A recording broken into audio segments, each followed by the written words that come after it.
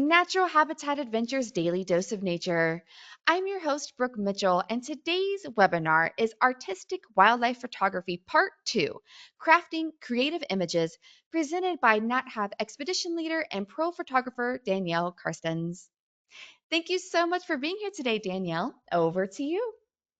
Thanks so much, Brooke, for the introduction. Welcome back, everyone, if you're new, and welcome back if you were here for part 1. So today, as Brooke said, we're talking about artistic wildlife photography.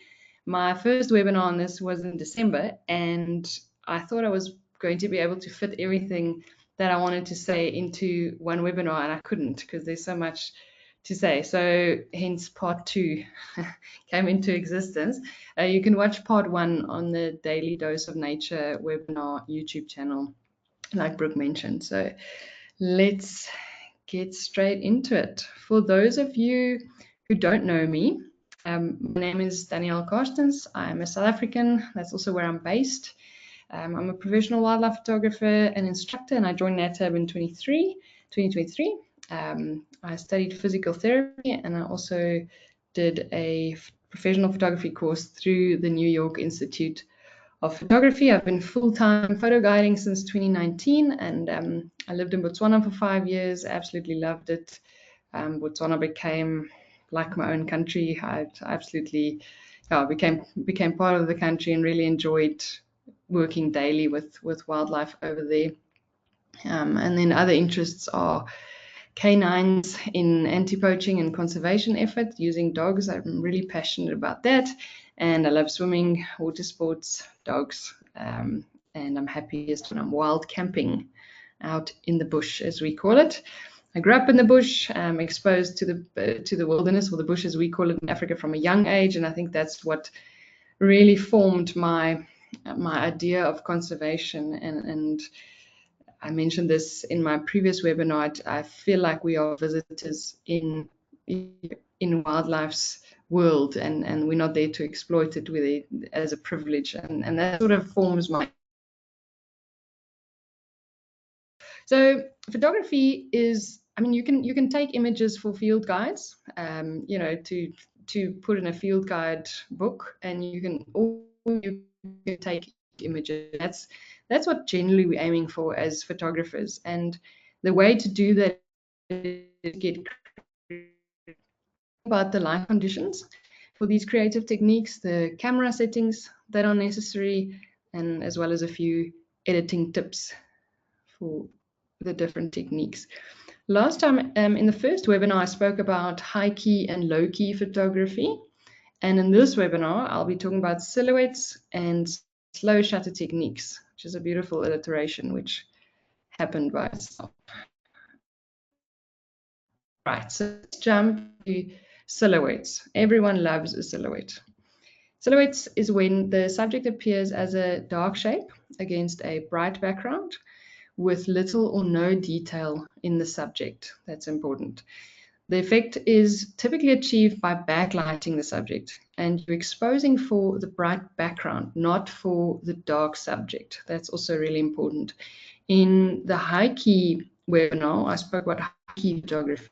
That's the same lighting conditions, but a different type of exposure. And that's why I put the definition here for you to get an idea of, and I'll show you obviously a lot of examples, but that's the idea, is to expose for the sky and not for the subject. So for example, silhouette of blue wildebeest, some guinea fowl, baboon at sunset, and an elephant holding up the sun. All right, so in general, tips for silhouettes, very important. Shape identifies subject. So you need to be able to identify what you're looking at just by the shape of it.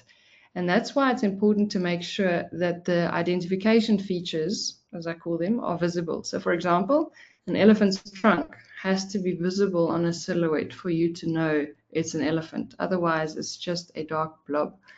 Same with, say, buffaloes that have horns. Anything that you really have in terms of shape to identify, oopsie, sorry, identify your subject with, that's really important.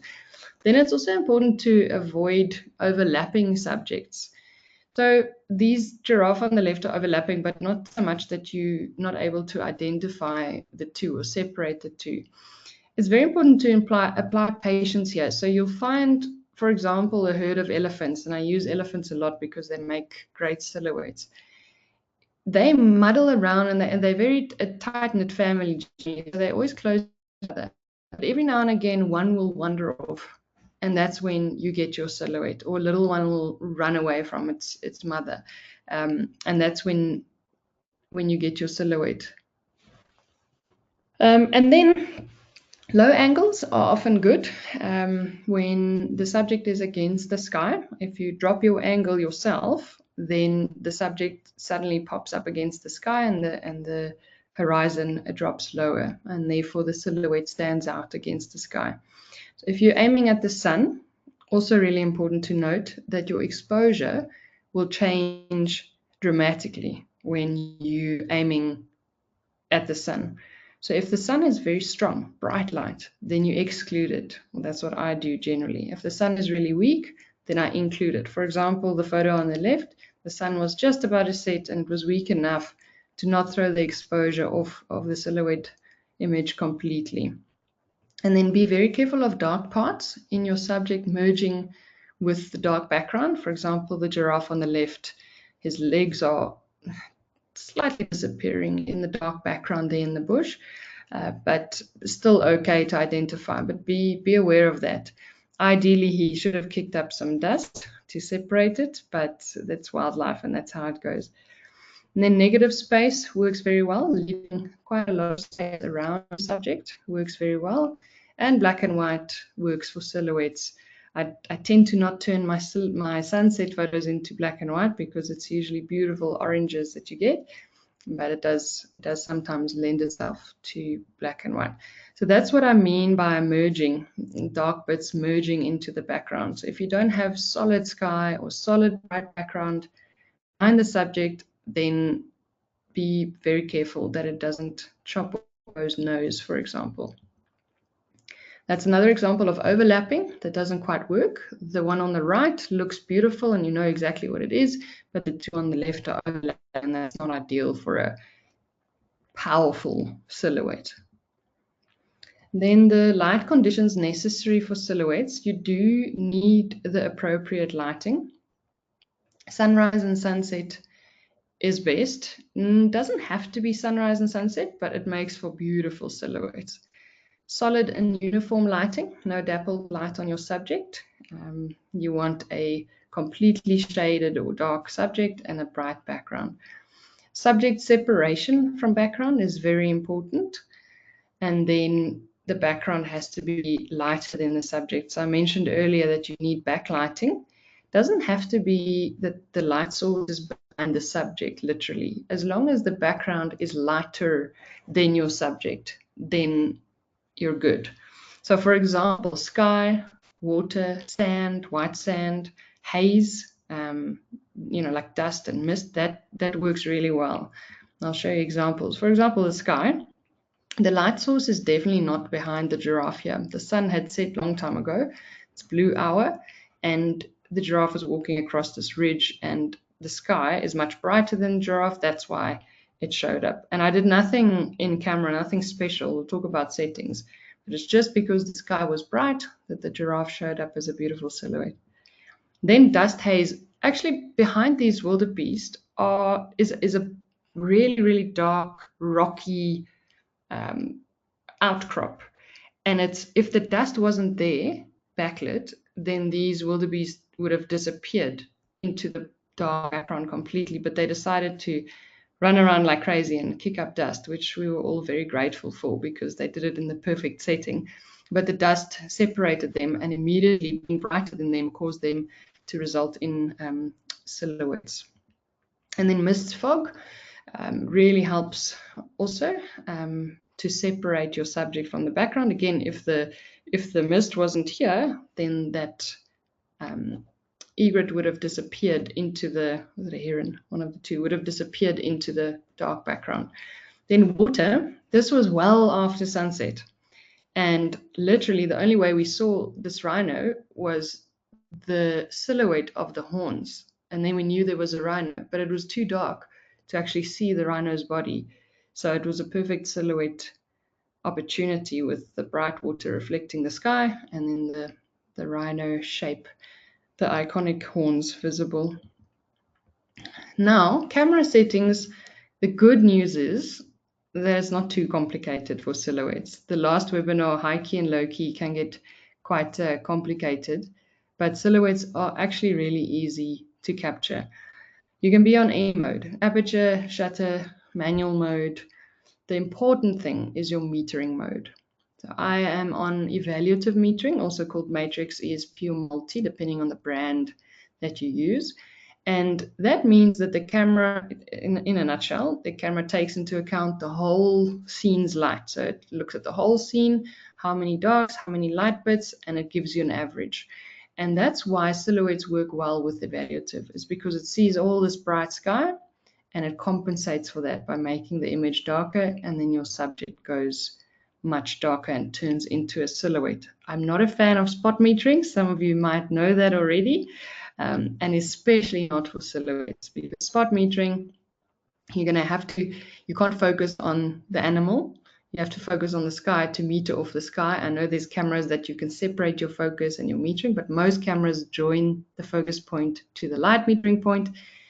Point is, if you're on spot metering and you focus on these giraffes, the camera is going to want to lighten up the giraffes. It's going to blow out the sky completely bright, and it's just going to be a terrible photograph in general. So that's why I don't like spot metering.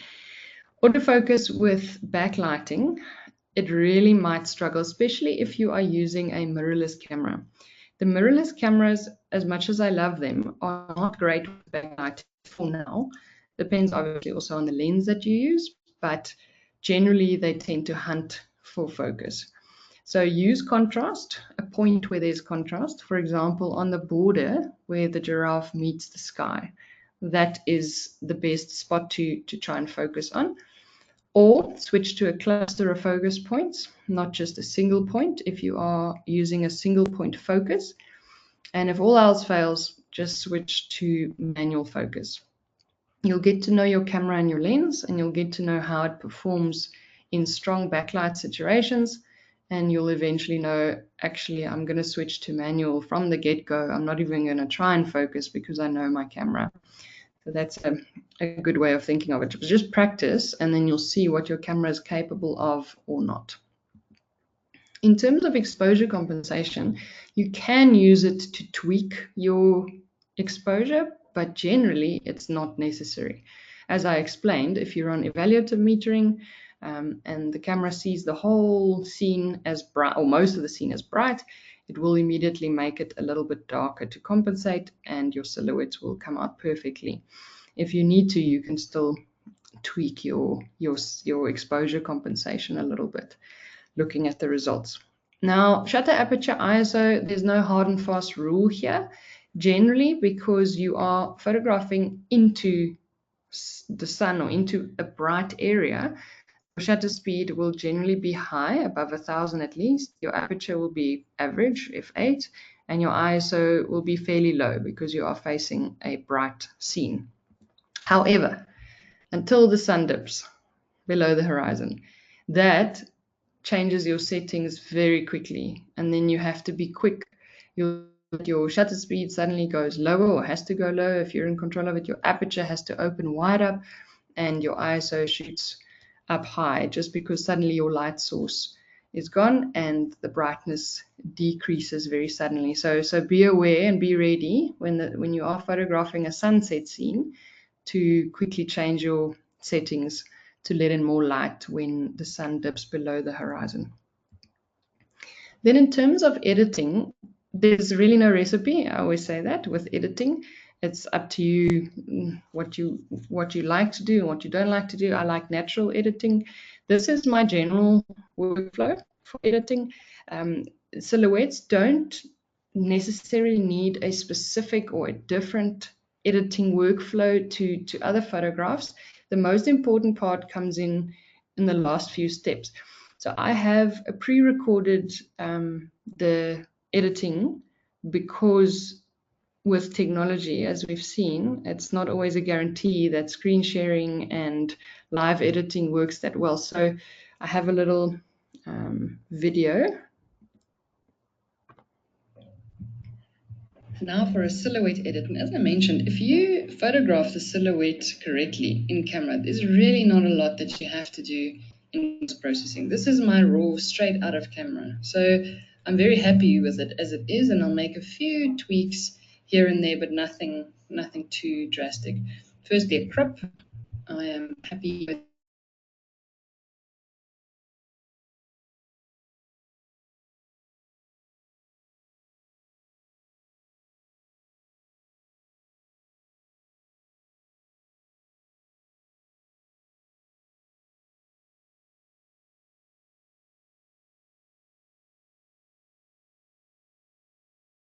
personally, I quite like seeing a little bit of the giraffe patterns in here, but if you like a stark black silhouette there, you can go for that. Just keep in mind that then the legs will disappear into that dark background at the bottom. So preferably, that's my idea. The sun will always clip, always blow out, so don't stress about the sun if it is in your image. Contrast, light contrast, and then blacks and whites, again, just play around and see what you like, and depending on what the aim is of your photograph, as I say, I'm pretty happy with it as it is. I might make a little bit of a tweak on blacks and whites, but not much. Again, noise reduction, necessary. ISO is at 250, and sharpening with my raws. There we go. And I'll just do slight sharpening on the edges there. Color enhancement, if I wanted to enhance the orange, for example, I can either do it by enhancing the overall vibrance. I prefer vibrance over saturation, and that always works well in a sunset image. Or I can do a color range mask. So I can say to Lightroom, choose only the oranges, and there it's choosing just that shade of orange. And then I can adjust the exposure of just that shade, or I can do just the white balance of that shade of orange. Whatever you want, just to that range of color. But personally, I wouldn't do that even, because I'm very happy with that effect. What you can do, sometimes you'll see like dust showing up on a nice dark background at the feet. That you can do a brush on. So sometimes I take a brush and I'll up the highlights very slightly with quite a large feather on the brush, so that it doesn't look like it's a line. And then I would brush. I'm brushing now. Let me show you. Yeah, that's the mask. So I would just brush the dust in ever so slightly, just to lighten it up and make it more backlit. Something like that. Using my auto mask here, so selecting the dust only, the light bits. And then you can play around with just that dust. So as I say, you can do exposure if you want. Sometimes it looks a little bit false, but if it works and it looks natural, then that's how you enhance the dust, with a little brush. All right, so that is the silhouettes. If you have any questions, as Brooke said, we have some time for questions at the end of the webinar. So let's talk about slow shutter techniques. When you use a slow shutter, you creatively portray motion of elements in the scene. And sometimes you don't have a choice, because the light is so low that you can either put down your camera or you can set a slow shutter speed and get creative. And that's what I'll be talking about. So for example, these are all slow shutter examples, photograph examples. Rain streaks, hyena, elephants on the move, and an African fish eagle flying. All right, so in general, this is no formal classification of slow shutter techniques. This is just what makes sense to me. There's either movements of elements in the frame or there's movement of camera. That's how I classify it. This is the Danielle Carstens classification of slow shutter techniques. So movement of elements, your camera generally stays still, and then you can either be doing reverse panning or total subject movement. Reverse panning, I'd say stop and go, because that makes more sense. One stops, one goes. Something in the scene stops and the others are moving. The subject is generally still and the surroundings are moving. For example, rain streaks, like you see on the left here with the Carmine bee eater. Grass moving, grass blowing in the wind, and your subject standing still in the grass. Moving water, you'll see it with waterfalls. The rocks are still and the water is moving. Or other animals in a herd or pack of animals, you'll often find one is still and the others are moving around it, which lends itself to reverse panning. And then total subject movement is when everything in the frame is moving. And then movement of camera, plus or minus other elements moving in the frame, is a panning and zoom burst. Those are the two that you move your camera or your lens. So that's a summary. You can come back to this on the YouTube video, just to classify what moves and what is still. This is what makes sense to me when you're learning these techniques, because it can get really confusing. Like, what's moving? Am I supposed to move, or is the animal supposed to move? Or so this summarizes it. By the way, there's many other slow shutter techniques. These are the ones that I use most. And I think gives really good creative results, but there are others too. For example, this is reverse panning. The African fish eagle is completely still. This was well after sunset, so it was a challenge in terms of stability, because I didn't actually try using handheld, photographing handheld. So the reverse panning means the fish eagle is still, the subject is still, the surroundings, the birds around are moving, and the camera is also hopefully still, or as still as possible. Then another example of reverse panning is you can see the one dove is completely sharp, well, 99% sharp. The rest are moving. So your main subject is still, the other doves around it are moving, and you yourself is keeping as still as you possibly can. And then this is total subject movement. So subjects are all moving, the surroundings are still, and your camera also still. So you literally just slow shutter, pick up the movement of everything that's flying around in the frame. And this is panning, what we call panning technique. The subject is moving, the surroundings are still, even though it looks like the background streaking, everything else around it is still, and you are moving your camera following the subject. All right. So you are swiveling with the movement of the lion. This is also panning of a marabou stork. Subject is moving, marabou is moving, the surroundings are still, completely static environment, although it's blurring. And then your camera is moving again with the subject. This is what we call zoom burst. It's definitely not everyone's cup of tea, but it is something to play with, literally, when you're putting down your camera anyway, because the light is gone. You switch your shutter speed way down to a slow shutter, and you play around with a zoom burst technique. The subject, the rhino, is completely still, standing, staring. The surroundings are still, and your lens is moving, not your camera. So the way you do this is you slow your shutter speed down. I'll talk about shutter speeds in just a second. Slow your shutter speed down and you zoom in as you take the photograph. So it's quite tricky and it can be quite frustrating, and you need a lot of tries, but zoom in, try and focus, get the subject where you want in focus, and then you try again and again and again. So that is called zoom burst. Now, in general, stability is really important because you are working with very low shutter speeds, slow shutter speeds. So all your movement gets picked up. Experiment with different shutter speeds. There's no hard and fast rule about which shutter speeds. It's not an exact science, but there's guidelines. And when you're panning, like with the lion photo and the marabou photo, the face and the eyes preferably have to be sharp.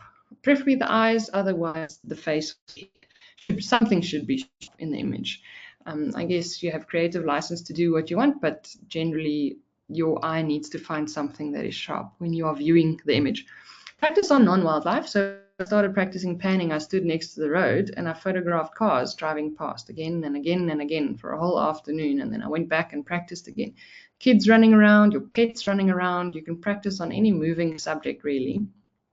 And then busy backgrounds are okay for a change. Generally in wildlife photography, we don't like busy backgrounds. We always try and get the background blurry generally, but in this case, busy backgrounds are actually okay because a lot of your movement is shown up in the background, especially with panning. You are streaking the background. So the busier the background with panning, the better. The more textures, the more tones, that's actually a good thing. Beware of overexposure, slow shutters. So you'll often find that you try your first image and it's completely white out. And then you know, oh, my aperture or my ISO needs to adjust. Be patient with yourself. This is creative techniques. They are challenging. They are not a one-hit wonder where you take one photograph and it's done. It's about a 1 in 50 or a 1 in 100 often of just practicing. So be very patient. Don't give up photography because you're not nailing your first try at panning or reverse panning.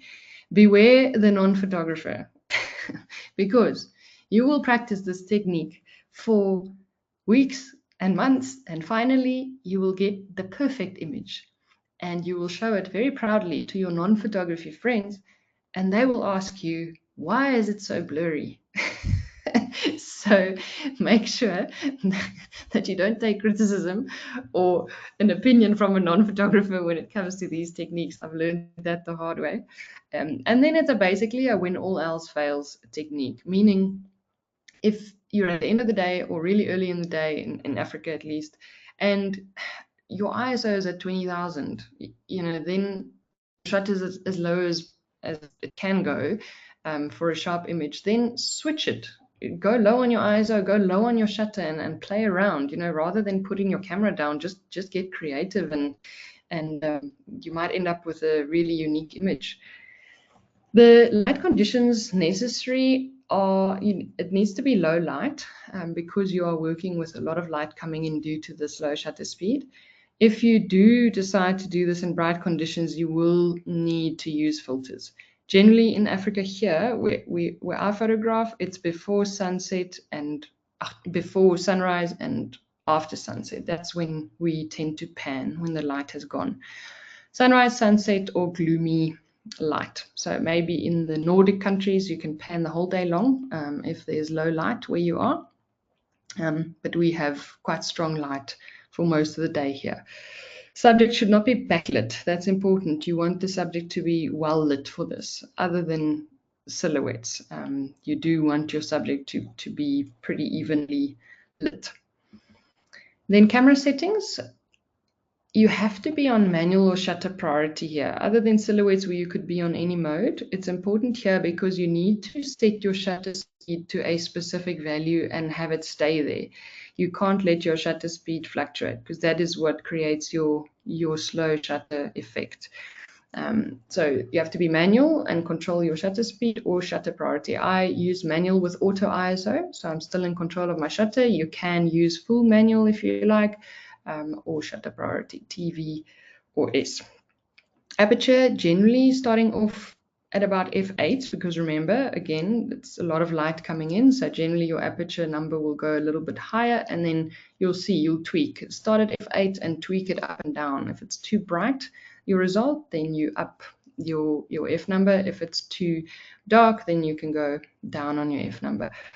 ISO generally low again because you're getting in a lot of light with your shutter speed already. So generally between 100 to 800. Also really depends on the lighting conditions, but that's a good starting point. And then your shutter speeds will, depending on the technique, I'll mention it now soon. 1/5 to 1/250th of a second is where you are going to be playing with your shutter speed.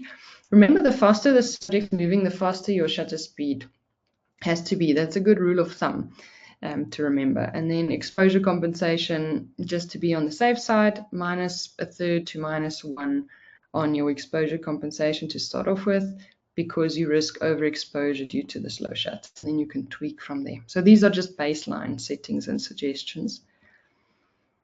Shutter speeds for the different techniques: panning, reverse panning, and total subject movement. A slow walking animal, generally a fifth to a 15th of a second. Trotting to running animal, 15th to a 30th. Sprinting animal, a 30th to a 100th.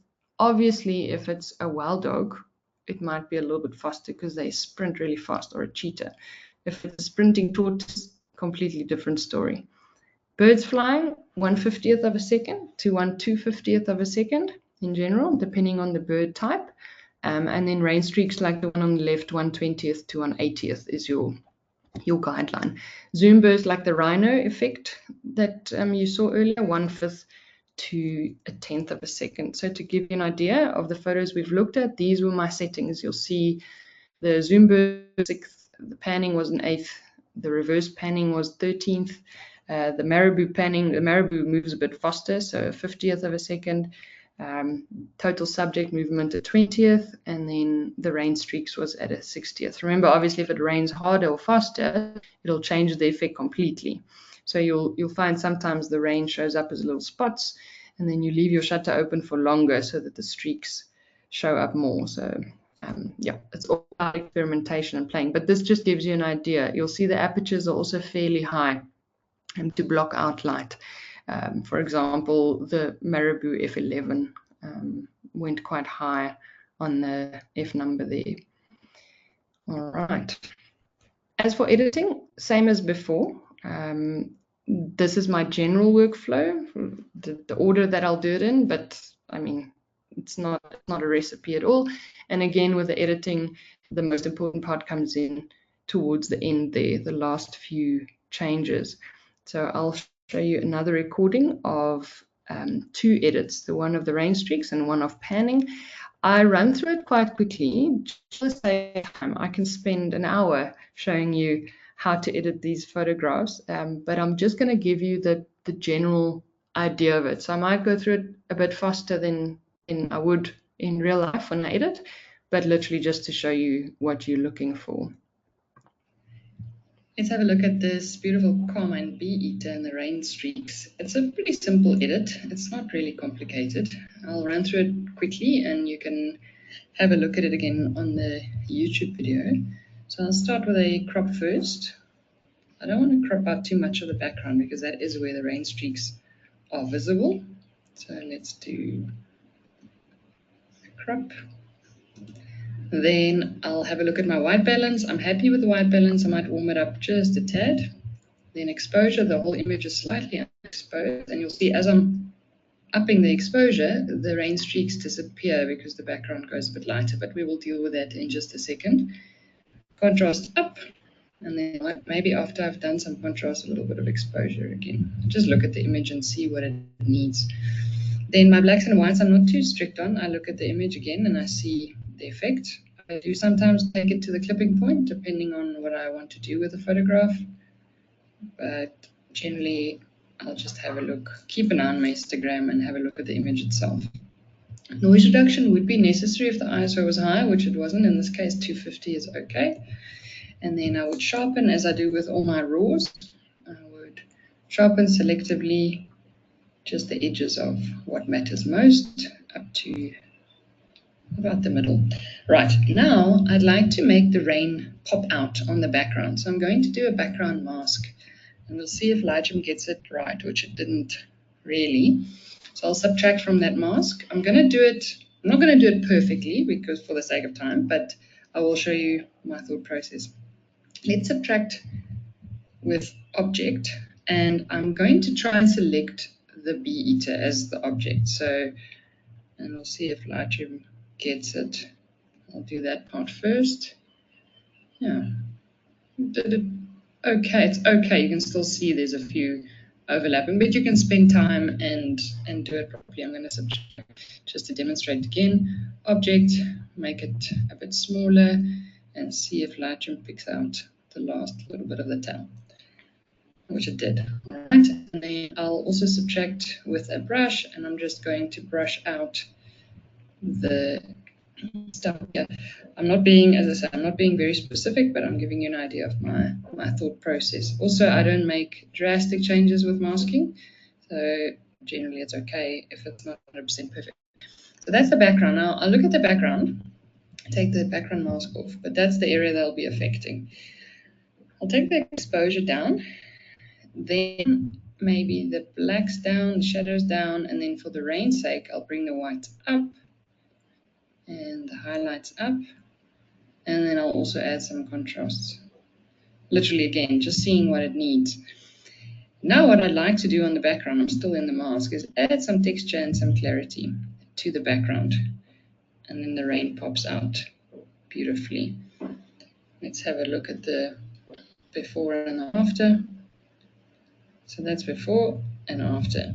And I'm pretty happy with that. For this panning image, I have done most of the general editing, and then I've masked the background just to demonstrate and save time, just to demonstrate how I would edit the background specifically, and then one other tweak that I would do to a panning image.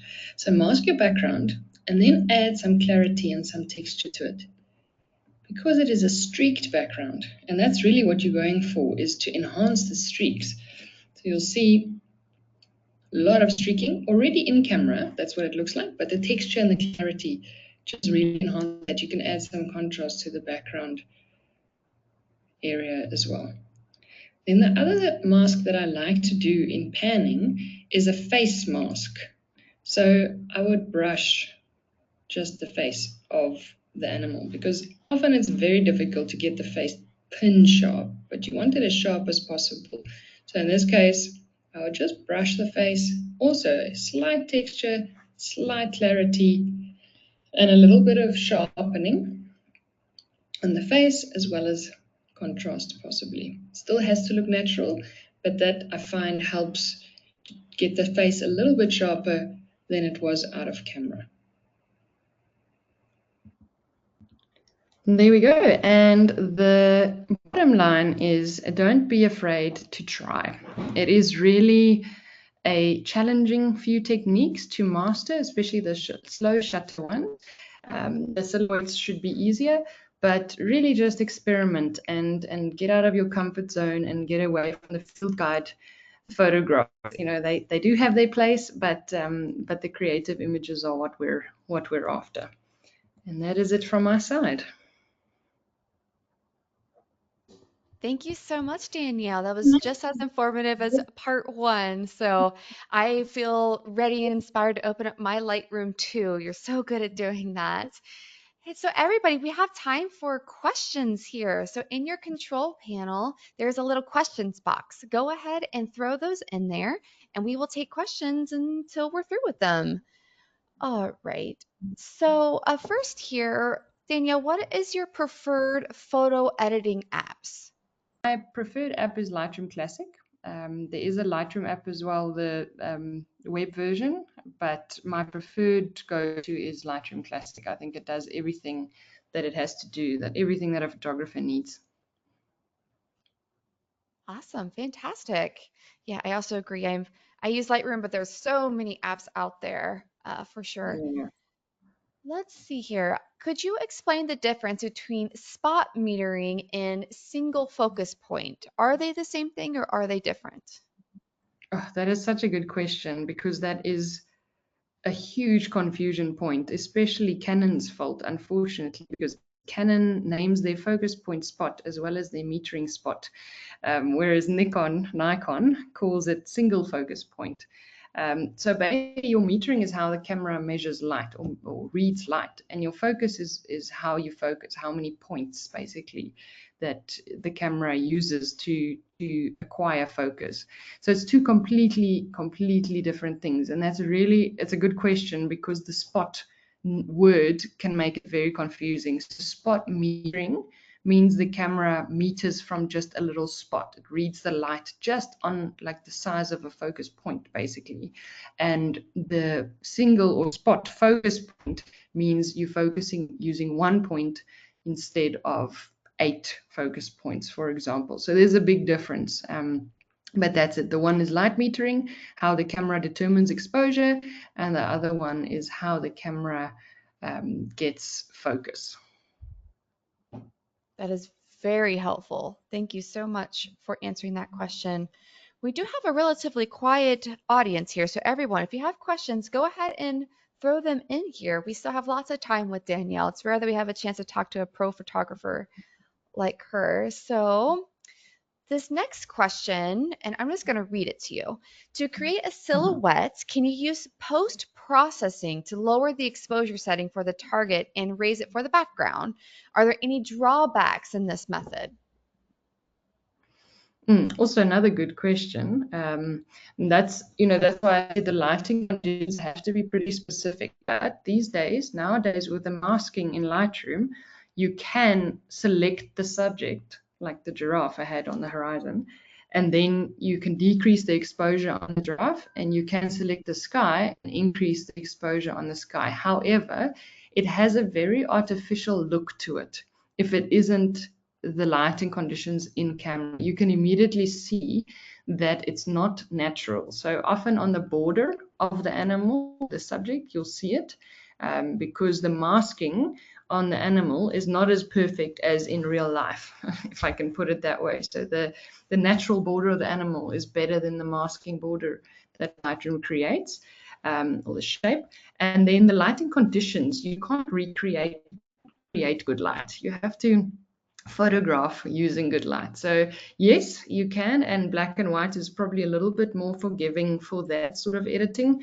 But my preference is definitely to get it right in camera rather than trying to get it right or correct it in post processing. So yeah, very actually really important to get it right in camera. And with silhouettes, that's not too difficult because you can basically just point and take the photograph and it should come out as a silhouette if you have a bright background. That's fantastic. All the more reason to get into the field, right? And try again. It's like, Yes. ah, this one didn't work out. That means I got to go try again. Oh, any excuse to get into the field. So Yes. let's see what else we have. Oh, this is a fun question. And there are lots of compliments in the chat right now about your photos. I just wanted to tell you that, Okay. Danielle. Thank you. Everyone loves your images. Thank Where you. is your favorite place to photograph? Oh gosh, I get this question a lot, and it's so hard to answer. In general, I like open areas. So I like areas.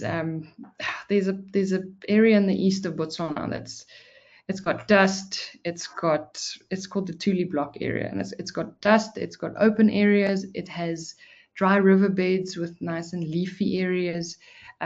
It's such a variety of topography there. That's why I really enjoy photographing there. But yeah, open areas that I don't have to fight with foliage all the time. That's probably my favorite. And then yeah, I would say there, and then obviously there's many. I don't know. It depends on what you're looking for. If you're looking for a specific species, but in terms of light and conditions, yes, I like the open, dry areas. Yeah. Awesome. Fantastic question there. So next is an ISO question. Is auto Mhm. ISO okay to use in these styles that you talked about today? Yes, absolutely. I am pretty much always on auto ISO 99.9% of the time. I'm on manual mode with auto ISO. I do cap my ISO, so that's important to know if you are using auto ISO, don't just let it run free.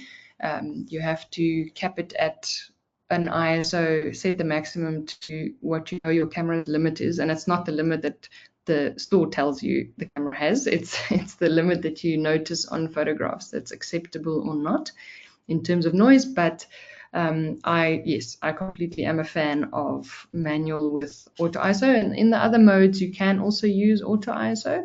I'm not a big fan of using like a shutter priority with your aperture on auto and then your ISO on auto, but it depends on your level of photography. There's no right or wrong.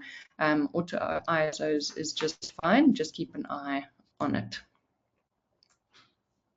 That's fantastic advice. Thank you for that. Next, do you use a tripod? And if so, do you have any recommendations for tripod use in these scenarios that you reviewed today? So yes, I love using a tripod, but unfortunately, I'm quite limited when I travel, especially on small planes with the weight limit. So I hardly ever have a tripod with me just because of that reason, because the weight limits are quite strict. So I do like using a tripod. In a vehicle, I find it quite cumbersome. So in a safari vehicle here in Africa, it's not very practical. Monopod is more practical. But if I know that I'm going out just for slow shutter techniques, say I'm at home and I'm going into the field just not far from home, then I definitely would be taking a tripod. That's very helpful. Thank you. So, this, in relation to that same question, then, if somebody is in a safari vehicle and they want a very steady image, but obviously a tripod isn't the best in that situation, what would you recommend for sturdy images in a safari vehicle while on safari? Oh, can you hear me, Danielle? I can just repeat that again, bro. Oh, okay. Fantastic. Yeah. So, um, going down that same line of questioning, if somebody is in a safari vehicle and they want to have a steady image, what would you recommend is the best way to go about that if we can't use a tripod or a monopod in the moment? Mm, definitely a beanbag. I often say to guests, bring a beanbag along and fill it with sand. We don't have a shortage of sand here in Africa, so depending where you are. But for safari, bring an empty beanbag along and you can fill it with sand at the camp, or just use the bars. There's a lot of bars in a safari vehicle, so you can rest it on the bar on your right, left. I often use my knee, use someone else's head or shoulder. Just find somewhere to rest your gear. But beanbags are ideal and mods as well too. Wonderful. If somebody is wanting to convert their image to black and white, what is your favorite method? I know there's a lot of different ways in Lightroom, but what is the way that you happen to go about it? Well, I use Lightroom's black and white conversion tool that it has in your basic panel. And then I sometimes make use of the profiles. Lightroom has a few black and white profiles available. Or I have a general preset for black and white, but I find it quite tricky because all lighting situations are different. So generally, I look at the image, I convert it to black and white using Lightroom's basic black and white conversion, and then I'll tweak it from there. I know some people like lighter black and whites. I like quite contrasty black and whites, so it's all up to style. But have a look at Lightroom's profiles under the black and white panel, and you'll get a lot of ideas, at least, or inspiration for black and white conversion. Wonderful. Yeah, those are fantastic tips. Next, if somebody wants to go practice their rain photography and getting beautiful subjects in a rain photo, do you have any recommendations for somebody to go out and try testing it? Take rain covers for your gear, because I've had a few guests who have lost cameras because they are trying to photograph a waterfall spray and they get completely drenched by the waterfall, and so does their camera.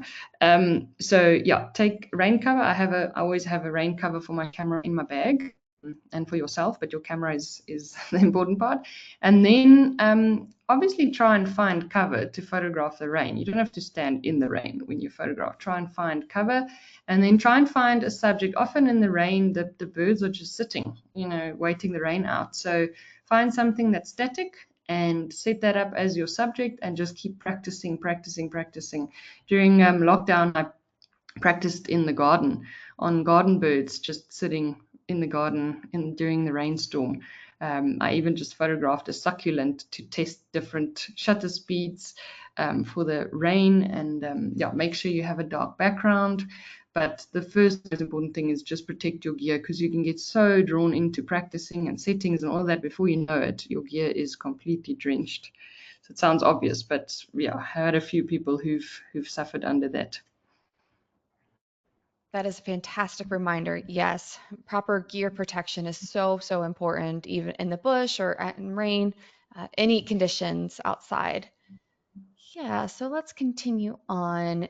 Are you a fan or do you use any of the new AI tools that have come out for photo editing, like Topaz or Lightroom's AI denoise, anything like that that you like or don't like? I used to use Topaz denoise, and ever since Lightroom has improved their denoise algorithm, I do make use of that. Definitely, I find it's pretty good. Obviously, not for ridiculously high ISO and a lot of noise, but generally, if I start seeing grain in my images, then I do apply the in Lightroom denoise, and I find that it looks natural. It doesn't smudge the image too much. I think it does a pretty good job. So that's the one I do. I try not to use too many programs just because I'm quite a simplistic person, and I try not to. I don't have the time, and I also don't want to overcomplicate it by sending the photograph through 5 different programs. So Lightroom's denoise does a really good job, in my opinion. Yeah, that's great. Fantastic. So I think that is the last question that we will take for today. So Danielle, I would like to turn it to you for any last closing comments. Oh, thank you so much for everyone who joined. I really appreciate it. I can't see your comments that you leave, but Brooke does send them across to me, or she tells me them. So thank you so much to everyone for joining. And remember that you can rewatch. I know it's quite late for some, especially here in Africa, but you can rewatch the webinar on the Daily Dose of Nature YouTube channel. Yeah, and get out there and just try, and don't lose hope, and just see it. Keep the spirit. That's my closing message. That is the perfect closing message. Thank you so much for taking the time to present for us today, Danielle. And I'd like to thank everyone who tuned in. Join us tomorrow for our next daily dose of nature. You can check out this week's lineup, including registration links, on our website at nathab.com/webinars. We did record today's presentation, and we will have the replay available on our website soon. And remember, if you're a part of a photo club and would like a Nat Have photo guide to speak to your members about nature and travel photography, please email us at webinars@nathab.com. And with that, I will conclude the webinar. Goodbye, everybody. Bye.